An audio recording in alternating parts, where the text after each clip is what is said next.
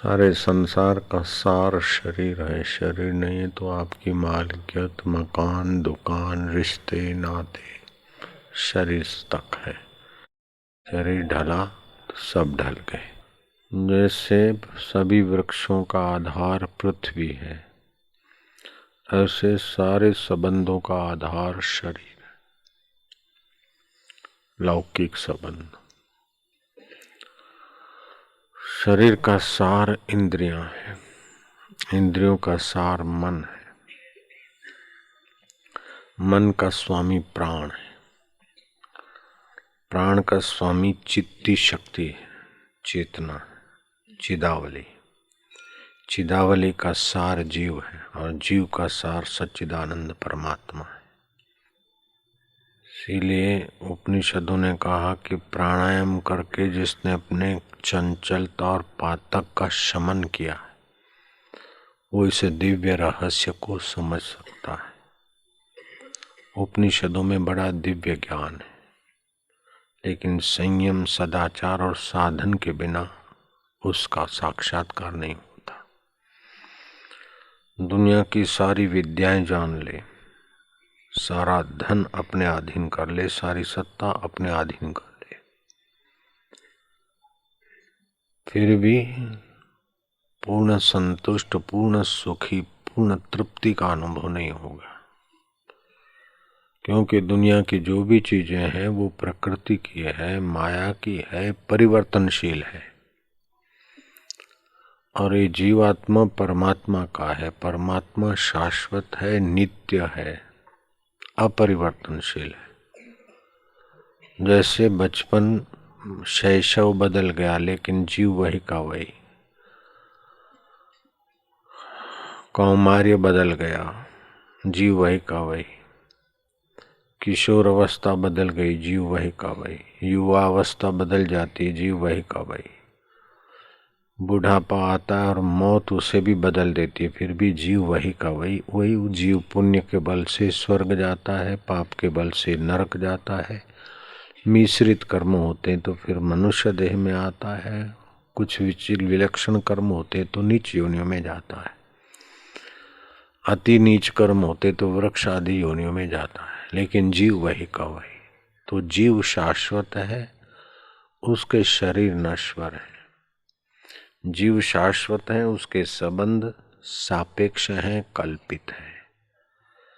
तो अब जीव शाश्वत है तो जीव का स्वभाव क्या है कि जीव सत्य है, जीव चेतन है और जीव आनंद का प्यासा है।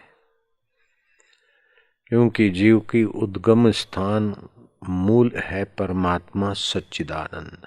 श्रीमद् भागवत के पहले स्कंद में आया, सच्चिदानंद रूपाय विश्व उत्पत्ति आदि हेतवे तापत्रय विनाशाय श्री कृष्णाय वयम नमः। जो सत्य है, जिस सत्य की सत्ता से हमारे में क्रिया शक्ति है, जो चेतन है, जिसकी सत्ता से हमारे में चिद शक्ति, चेतना की विशेषता दिखती है। क्रिया तो जड़ मशीन भी करती। और जो परमात्मा है, सत्य है, उसकी सत्ता से क्रिया शक्ति, चिद है, उससे चेतना शक्ति और आनंद स्वरूप है। इसलिए हमारे में सुख की झलक आती है। तो अब ये जीव की मांग क्या है? बोले महाराज, हम नौकरी चाहते हैं, हम अपना विद्यालय चाहते हैं, हम फलाना चाहते हैं, हम बेटा चाहते हैं, हम प्रधानमंत्री होना चाहते हैं। नहीं, ये आपकी मांग नहीं है।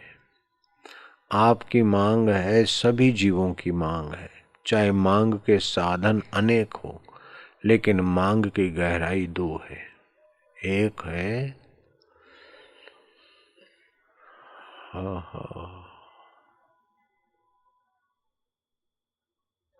क्या बताएं,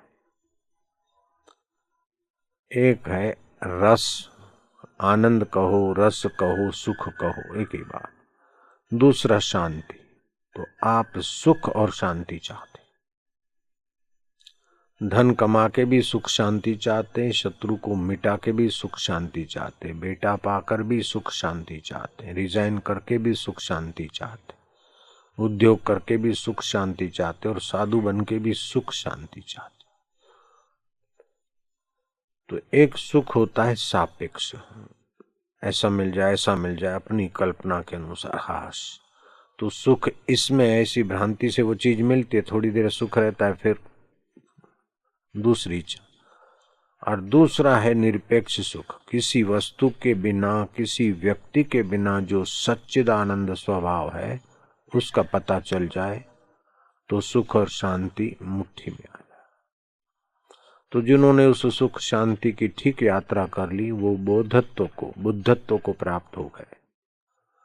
जैसे बुद्ध भगवान, विश्वामित्र, अंगिरा, पाराशर आदि शंकराचार्य और जो भी महापुरुष हो गए अथवा सद्ग्रस्ती संत हो गए।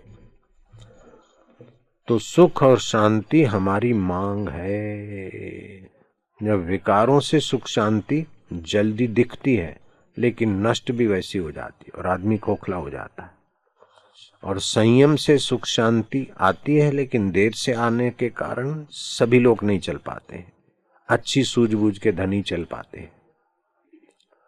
तो जिन्होंने वेदों का स्वाध्याय किया है अथवा कोई पुण्य पुंज है, जप ध्यान है, वे सच्ची सुख शांति की कीमत जानते। ये मिल गया आखिर क्या, मंत्री बन गए आखिर क्या, पायलट बन गए लेकिन पायलटों को एक सिग्नेचर से अदला बदली करने वाले मंत्री का पद तो ऊंचा है, ऐसे मंत्रियों का भी हाल देखो तो उनकी कुर्सी और उनका सुख शांति भी बरकरार नहीं है। तो अटल जी आए थे, बोले मैं बापूजी का दर्शन करने गया पानीपत में, जो वचन मैंने सुने अभी तक याद है। फिर कहते ने दाने दाने पे खाने वाले का लिखा होता है नाम, सत्संग में जाना भी कोई पुण्य पुंज चाहिए। अगले जन्म, इस जन्म का तो मैंने कोई पुण्य किया मुझे पता नहीं, लेकिन अगले जन्म का पुण्य है जो मैं यहाँ पहुंच पाया। उज्जैन नहीं जा सका, उस समय का कोई पुण्य नहीं होगा। मैं तो निराश हो गया था अधिवेशन से, और 13 दिन की राजनीति के बाद तो स्वाभाविक है प्रधानमंत्री पद से नीचे आ जाना। मैं तो निराश हो गया था, लेकिन सत्संग से बड़ा बल मिला और बापूजी ने चुनाव जीतने की युक्ति भी बता दी और बड़ी शक्ति आई। तो वो ऐसी बातें करने लग गए कि अभी हमारे को कोई रस नहीं आता है, सुख ऐसा है वैसा। मैं क्या अभी चलो सत्संग में, मेरे निवास पे आए, मैं सत्संग में चलो। तो सत्संग में चला था कि जहां पुरुषार्थ करने वाला जीव है और ईश्वर की कृपा के साथ, ईश्वर के आस्था के साथ जुड़ा है। यत्र योगेश्वर कृष्ण यत्र पार्थ धनुर्धर तत्र श्री विजया भूति ध्रुवा नीति में मति। जहाँ भगवान कृष्ण है और पुरुषार्थ करने वाला जीव है वहाँ श्री है। श्री माना संपदा, अंदर की श्री है विकारों से बचकर शांति वैभव। अंदर की श्री है अंदर की संपदा, और बाहर की श्री है ये बाह्य संपदा। तो उसे भीतर और बाहर की संपदा मिलती है। श्री विजय, अंदर विकारों पर विजय और बाहर शत्रुओं पर विजय। तत्र श्री विजय भूति, ये भगवान का वैभव है। जैसे पानी एक श्री है, संपदा है, लेकिन पानी से अंगूर का रस बनना ये भगवान का वैभव है। चारा ये श्री है, लेकिन उससे चारे से गाय दूध बनाती है, उस गाय के अंदर जीवात्मा का वैभव है। ऐसे आप भोजन करते वो संपदा है, 10 रुपए 20 रुपए की थाली, लेकिन उस भोजन से आप आंख को पोषित करते, बुद्धि को पोषित करते हैं, रक्त वाहिनियों में रक्त को संचारित करते, उसी अन्न से आप न जाने क्या क्या अंदर बनाते। ये जीवात्मा का वैभव है। बाल भी बनाते, नख भी बनाते, आप नहीं बनाते क्या, बनते। तो ये जीवात्मा का वैभव है। जैसे ये जीवात्मा का वैभव शरीर में ये बनाता है, ऐसे परमात्मा का वैभव सृष्टि में सब बनाता। तो आप शरीर के बिना रह सकते, लेकिन परमात्मा के बिना नहीं रह सकते। बेटे बेटी पत्नी मित्रों के बिना आप रह सकते हैं, लेकिन चैतन्य ईश्वर के बिना नहीं रह सकते। शरीर मर जाए फिर भी जीवात्मा को परमात्मा चेतना होती है, तभी लोक लोकांतर में जाता। तो जीवात्मा का धोखा ये है कि वो बेचारा बाहर को देखकर उसी से सुखी और शांति होने की दौड़ में लगा है, तो भटक भटक के थक जाता है। भटक मुआ भेदु बिना पावे, कौन उपाय खोजत खोजत युग गए। इस सुख शांति को खोजते खोजते न जाने कितने जन्मों की पत्नियां छूट गई, पति छूट गए, बच्चे छूट गए, वैभव छूट गए। जीव बेचारा हर जन्म में इकट्ठा करता करता है और अंत में मृत्यु ने सब पराया कर लिया। जीवन भर जिस शरीर को खिलाया पिलाया, मौत ने उसको भी पराया कर लिया। लेकिन जीवात्मा को मौत पराया नहीं करती, शरीर को पराया कर लेती है। मरने के बाद भी स्वर्ग में, नरक में या किसी जन्म में आप रहते हैं। तो जो आप रहते हैं उसका मूल है सुख शांति, वो मूल है सच्चिदानंद। जैसे हर तरंग का मूल है पानी, हर गहने का मूल है धातु, चाहे सोने का गहना हो चाहे किसी धातु का गहना। हर घड़े का मूल है मिट्टी, ऐसे हर जीव का मूल है सच्चिदानंद परमात्मा। वो जब तक मूल सुख को नहीं पाता है तब तक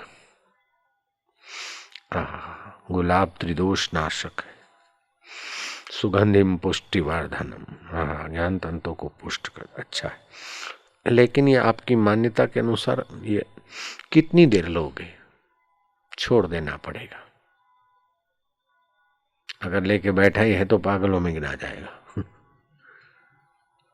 तो जैसे ये आपने नाक के द्वारा सुख लिया, ऐसे जीभ के द्वारा कितना खाओगे, कितना चबाओगे।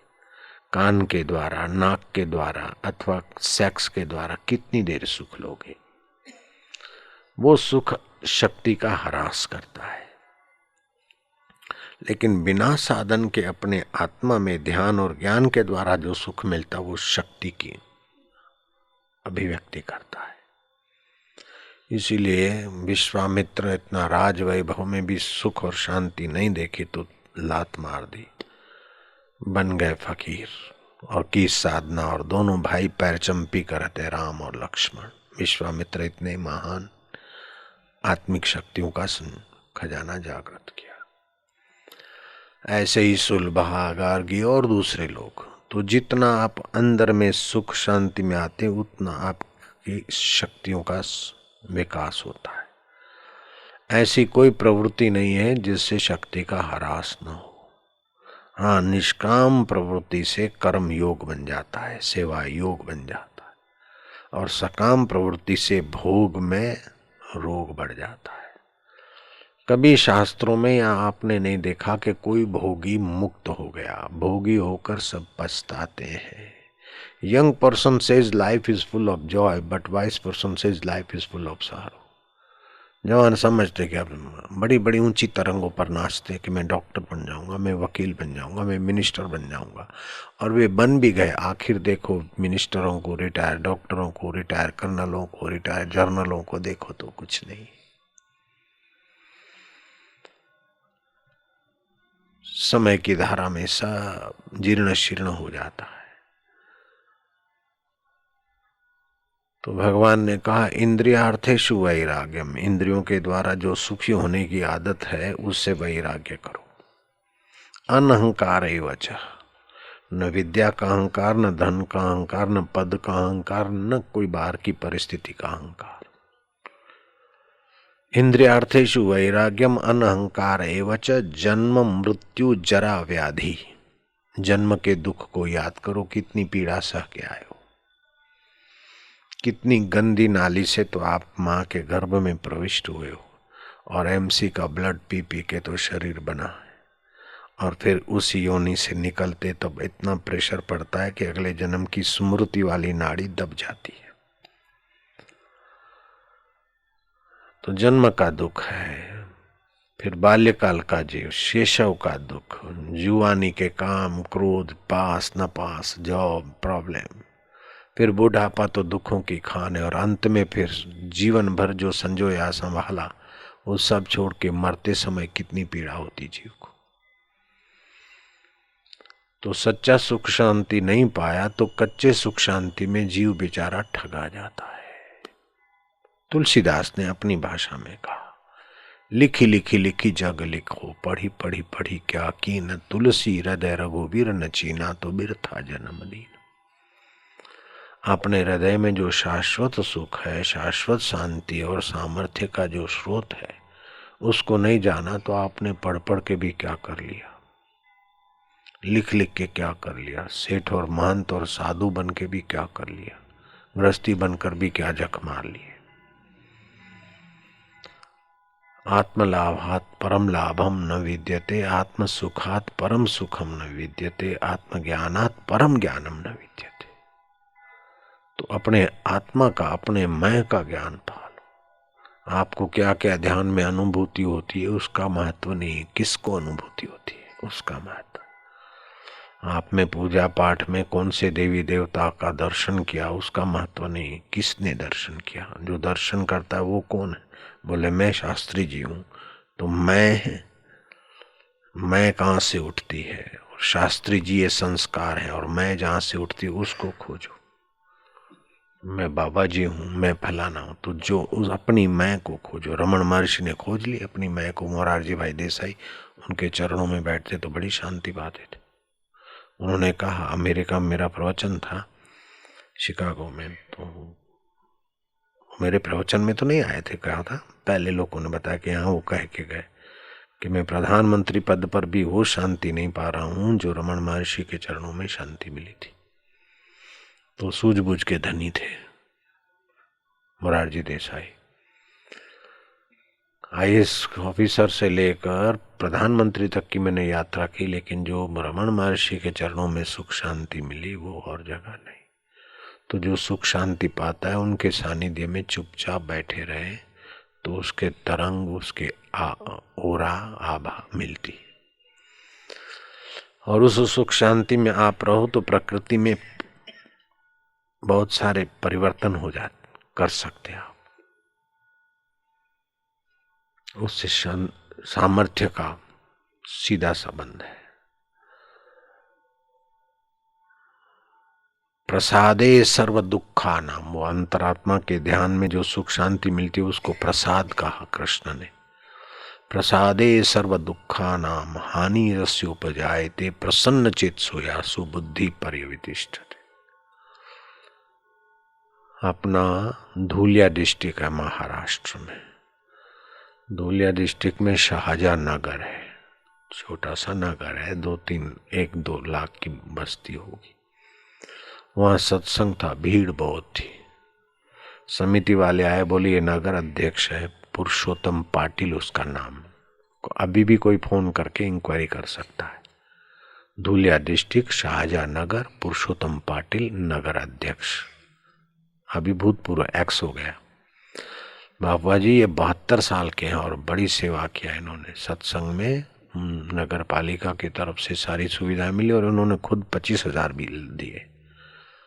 तो मैं खुश हो गया कि मैं क्या, नेता का हाथ तो दूसरे की जेब में होता है, इसने अपनी जेब में हाथ डाला है, तो सरप्राइज हुआ मुझे। तो मैंने उससे पूछा काय पाइजे, मराठे थे। तो 72 साल का बूढ़ा कहता है कि बालक मूला पाइजे, मूला बोलते बच्चे को। तब उसने तो, मैंने ऑफर की क्या चाहिए, तो हम तो बंद गए। मैं क्या, अच्छा भाई सूरत आ जाना शिविर में। 25 दिसंबर के आसपास शिविर लगती सूरत में, और 14 जनवरी 15 जनवरी 16 जनवरी लगती शिविर अहमदाबाद में। तो 2-3 शिविर अटेंड करने वाले को फिर मनोरथ पूरा हो जाता है। तो वो सचमुच आ ही गया, और आ गया तो महाराज 1.25 साल के बाद नासिक आश्रम में, जैसे ही एकांत में हम आए तो नासिक में अपना है, तो नासिक आश्रम में वो बूढ़ा बालक लेके आया, 72 साल और 1.25 साल, 74 साल की उम्र का। तो विज्ञान तो इनकार करता है, लेकिन ईश्वर शांति में आप रहते तो प्रकृति मदद करती। ये बात जैसे मैंने यहाँ कही ऐसे जाहिर सत्संग में कही तो वो हमारी कैसेटें भरती और सोनी में और दूसरी में आती है तो उसमें आई। तो फिर लोग उनको फ़ोन करने लगे, शाहजहां नगर अध्यक्ष पुरुषोत्तम पाटिल, डायरी में तो फ़ोन बोन कलेक्ट करने वालों ने कहा। तो वो तो फिर दोबारा मिला तो एकदम गलगला हो गया कि बालक तो मिल गया लेकिन मेरी तो इंटरनेशनल प्रसिद्धि हो गई, क्योंकि अमेरिका में दूसरे देशों में भी अपनी कैसेटें चलती है। जैसे यहाँ चलाते हैं लोग वैसे दूसरे देशों में भी कैसेट चलती है जहाँ ये बोलते हैं अपन।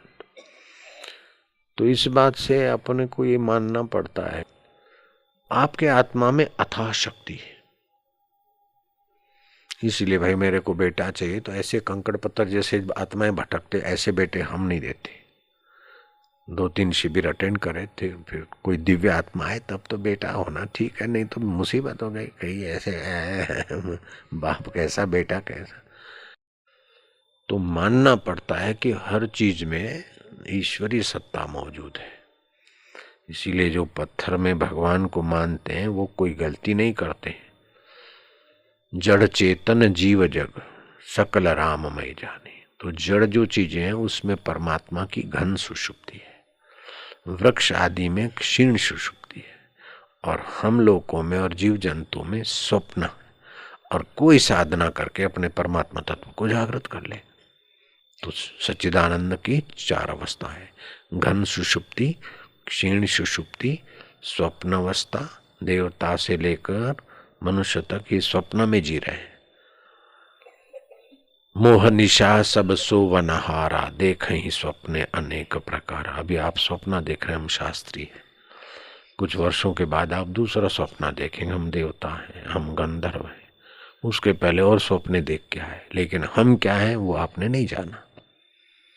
जब आप अपने को जानोगे तो आप में और ईश्वर में दूरी नहीं रहेगी।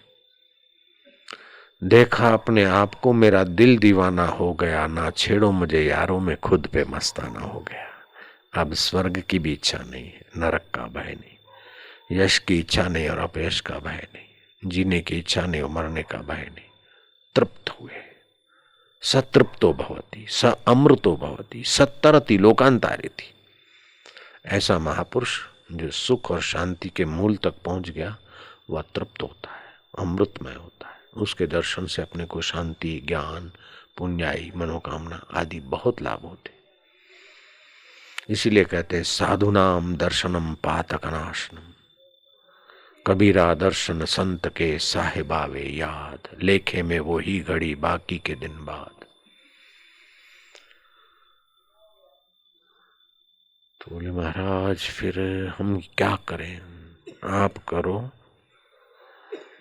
भगवान के नाम का जप। शब्दों में बहुत बड़ी शक्ति है।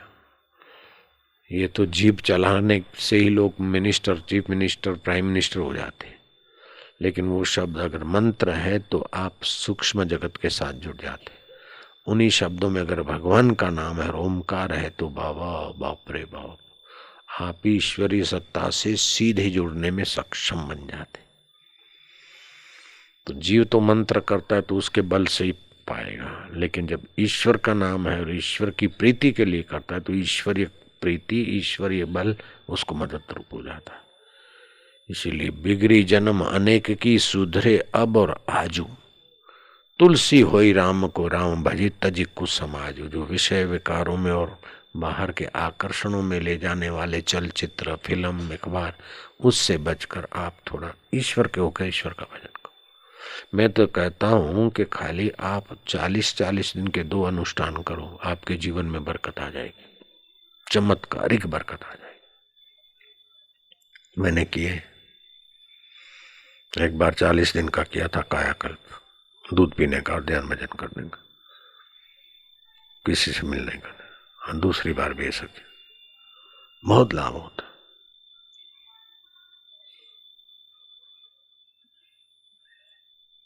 आप चाहते सुख और शांति, बस तो देख के सुखी, सूंघ के सुखी, सेक्स करके सुखी, बच्चा लेके सुखी, ये टेम्पररी सुख है, अंत में नश्वरता है। और सच्चा है आत्मा जो मरने के, शरीर मरने के बाद भी जो नहीं मरता है, उधर को जाए मन। बस अटल जी कई बार आए, लेकिन देवता भी आ जाए तो आपको क्या, इंद्र भी आ जाए तो आपको अहंकार नहीं होगा, और कोई धुतकार है तो आपको अंदर दुख नहीं होगा। आप जानते हैं कि सब स्वप्न है, खेल है। उपनिषद कहती है जत पदम प्रेप्सवो दीना शक्रादय सर्वदेवता अहो तत्र स्थितो योगी हर्षम न उपगच्छति। जिस पद को पाए बिना इंद्रदेव अपने को कंगाल जैसा महसूस करता है, उस आत्म पद को पाकर योगी अहंकार नहीं करता है। क्या आश्चर्य है! ऐसा आत्मपद मनुष्य योनि में पा सकते।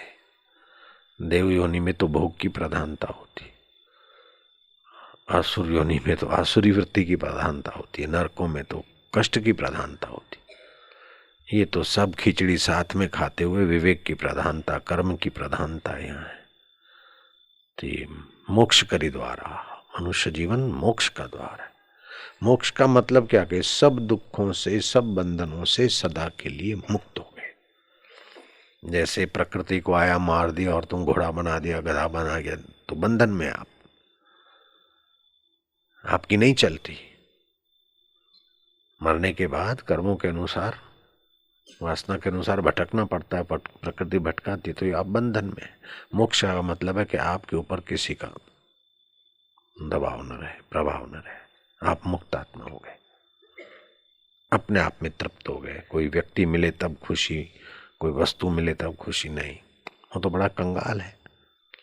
कुछ पाकर जो सुखी होना चाहता है वो तो कंगाल है, भीखमंगा है। कुछ छोड़कर सुख चाहता है, कुछ पाकर सुख चाहता है, कहीं जाकर सुख चाहता है, कहीं किसी से मिलकर सुख चाहता है, तो ये तो बेचारा जीव कंगाली कर रहा है।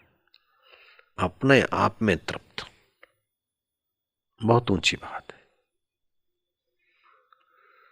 ये तो अनुभव संपन्न महापुरुषों के संपर्क से होता है, विद्वता से भी नहीं होता और मूर्खता से भी नहीं होता।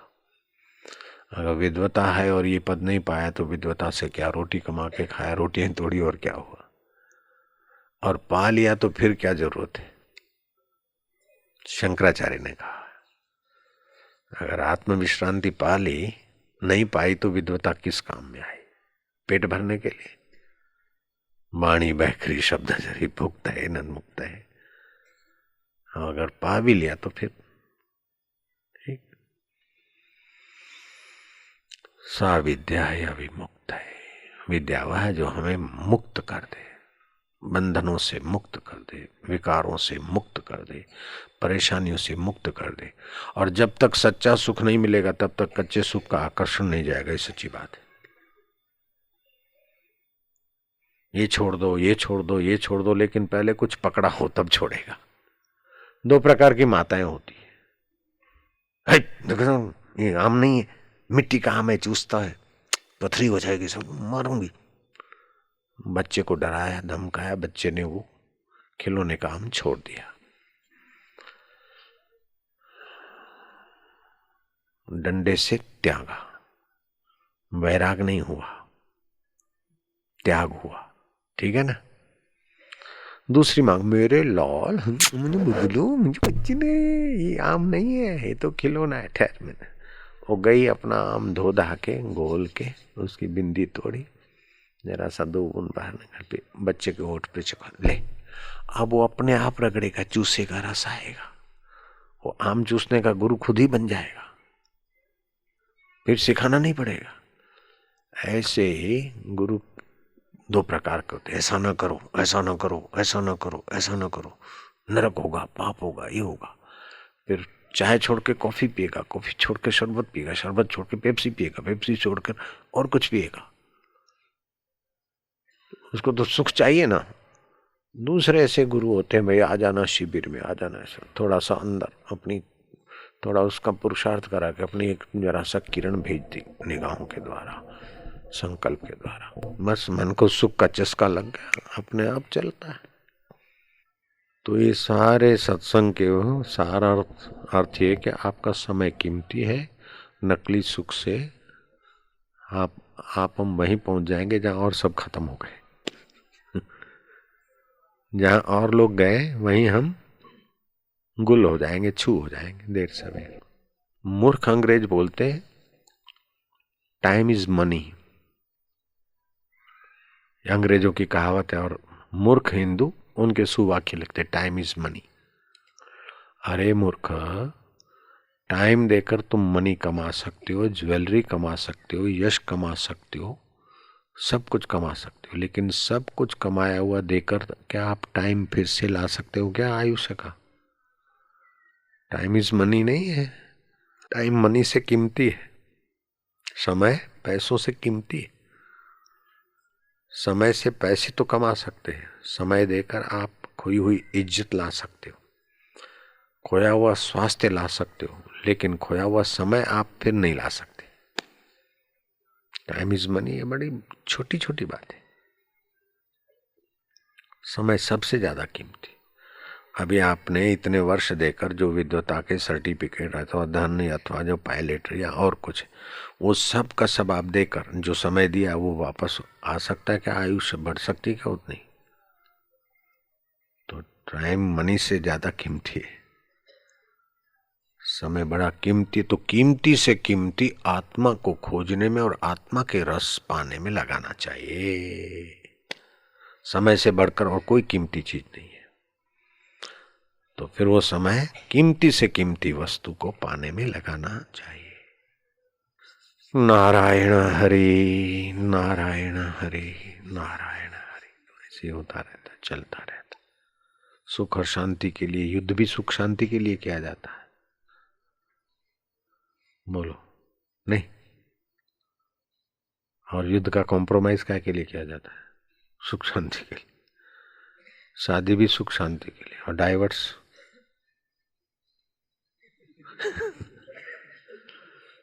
नहीं बनती तो ये चली जाए, अथवा इनसे मैं डाइवर्स दूसरा करूंगी, या तो मैं ऐसी रहूंगी, सुख शांति के लिए ना। चोरी भी सुख शांति के लिए की जाती है, चोरी कर लें, आराम से खाएंगे, आराम से रहेंगे। चोरी नहीं करेंगे, ईमानदारी, ईमानदारी भी सुख शांति का लक्ष्य होता है। सभी का उद्देश्य वही है। दुनिया में कोई नास्तिक नहीं है। ईश्वर को न मानो, ईश्वर की आकृति को नहीं मानते, लेकिन सुख शांति तो ईश्वर सुख शांति स्वरूप है। बोले ईश्वर किसको बोलते? कृष्ण भगवान है कि राम है कि शिव है कि अल्लाह है? वास्तव में बाबा भगवान कौन है? बोले भगवान वह है जो मनुष्य की मांग का नाम है भगवान, इंसान की मांग का नाम है अल्लाह, मैन की मांग का नाम है गॉड, मनुष्य की मांग का नाम है ईश्वर, जो सुख और शांति, क्योंकि सुख और शांति से उत्पन्न हुआ है। जो जिससे उत्पन्न होता है वो उसको पाए बिना चैन नहीं ले सकता है। जैसे सागर से पानी उत्पन्न उठा, फिर गंगा होकर यमुना होकर कहीं भी तुम्हारे नदी में नाला में, लेकिन जाएगा फिर वो ही सागर के तरफ। क्या ख्याल है? और अग्नि चाहे दिया सलाई आप ऊंधी कर दो फिर भी लौ ऊपर जाएगी, क्योंकि इसका अधिष्ठान सूर्य है। अग्नि किसी के घर की हो, किसी भी वस्तु से पैदा करो, लेकिन उसकी लौ ऊपर जाएगी। ऐसे जीवात्मा किसी भी जाति का हो, लेकिन चाहेगा सुख और शांति।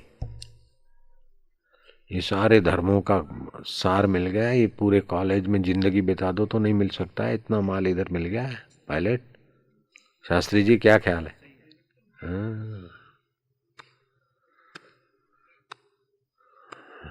प्राणी मात्र सुखाय प्रवृत्ति।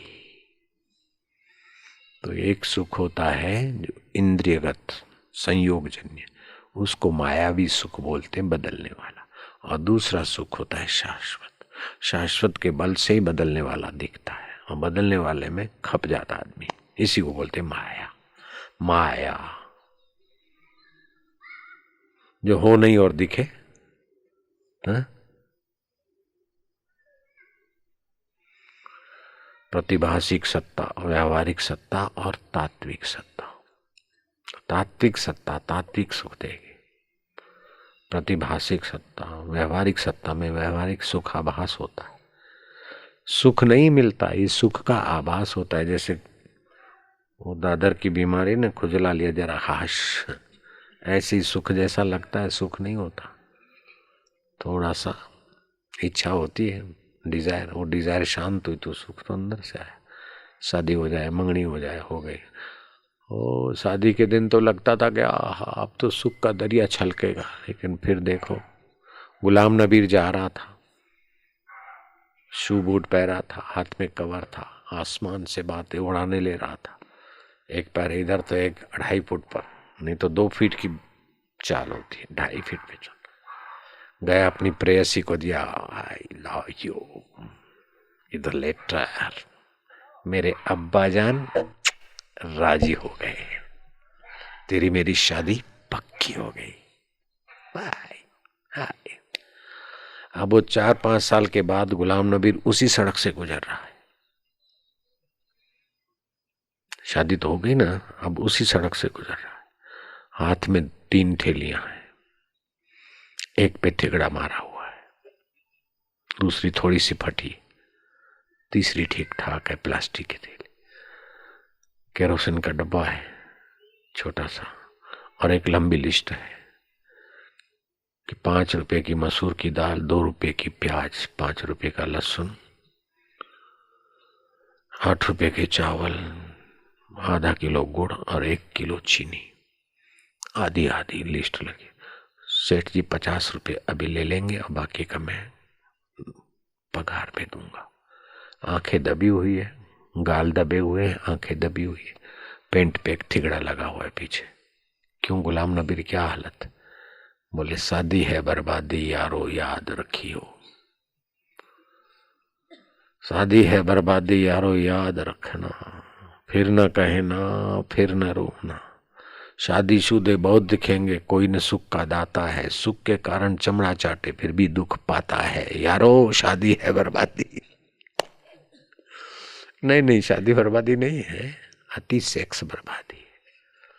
पूनम है, अमावस्या है, अष्टमी है, जन्म दिवस है, त्योहार है, उस दिन संभोग किया तो जल्दी खत्म हो जाएगा। बच्चे विकलांग पैदा होंगे हल्के दिन संभोग करने से। तो सुख शांति के लिए तो कर रहा था, मिला तो क्या दुख। अब दूसरों को सुनाया जा रहा है लेकिन कोई मानता नहीं, वो भी उसी रास्ते जा रहे हैं। हाँ यार कहते तो ठीक हो, लेकिन मेरी मंगनी हो गई, कर देखेंगे शादी। अपने आश्रम में शिवलाल है, वो किसी जुआन की शादी की बात चल रही थी तो वो आश्रम में आ गया काका। तो काका ने उसको समझाया कि भाई शादी में कोई सार नहीं है, ऐसा ऐसा। काका ने लेक्चर दिया उसको। फिर जवान जब उठा तो बोले क्या मेरे उपदेश की कोई असर हुई? बोले काका तुम शादी करके बेटे बेटी करके तुम तो बैठे और मेरे को मना करते हो, मैं तो करने वाला हूँ।